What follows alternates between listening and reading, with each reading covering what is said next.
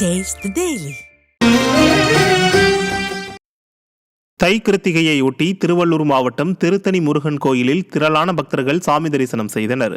முருகப்பெருமானின் 5ஆம் படை வீடான திருத்தணி முருகன் கோயிலில் மூலவருக்கு சிறப்பு அபிஷேகம் செய்யப்பட்டு சிறப்பு அலங்காரத்தில் பக்தர்களுக்கு காட்சியளித்தார்.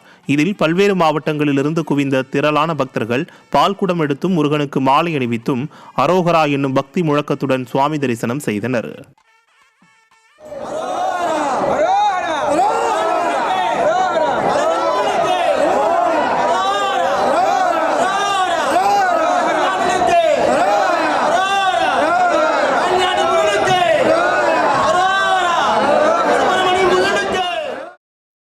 சென்னை வடபழனி முருகன் கோயிலில் தை கிருத்திகையை முன்னிட்டு சிறப்பு வழிபாடு நடைபெற்றது. பிரசித்தி பெற்ற வடபழனி முருகன் கோயிலில் தை கிருத்திகை திருநாளில் காலை முதலே ஏராளமான பக்தர்கள் நீண்ட வரிசையில் காத்திருந்து வழிபட்டனர்.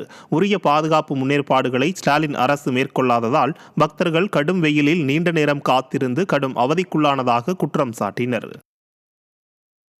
பார்த்திங்கன்னா இவ்வளோ க்ரௌடு இருக்கும்னு நாங்கள் எதிர்பார்க்கவே இல்லை. தை கிருத்திகைன்றதுனால இவ்வளோ க்ரௌடு இருக்குது போல்.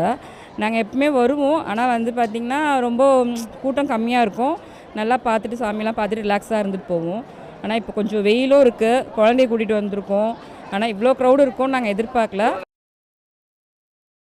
லைன் அங்கே ஃப்ரண்ட்டில் நின்றுனே இருக்கிறதுனால இங்கே மூவிங் இல்லாமல் இருக்குது. அது கொஞ்சம் வழி பண்ணி கொஞ்சம் சீக்கிரமாக அனுப்பிச்சுட்டாங்கன்னா இந்த வெயிலுக்கும் நமக்கு முடியல. ஏன்னா இங்கே நிழல் இல்லை, எல்லாருக்கும் வெறும் காலில் நிறைய பேர் நிற்கிறாங்க. எல்லாம் லேடிஸ் கீழேஸ் நிற்கிறாங்க, ஜென்ஸுனா பரவாயில்ல. எல்லாம் சில குழந்தைங்களாம் வந்திருக்கு. இது கொஞ்சம் அரேஞ்ச் பண்ணாங்கன்னா நல்லாயிருக்கும் சார். இந்த தை கிருத்திகைனால ரொம்ப விசேஷமாக இருக்குது முருகர் கோயில்.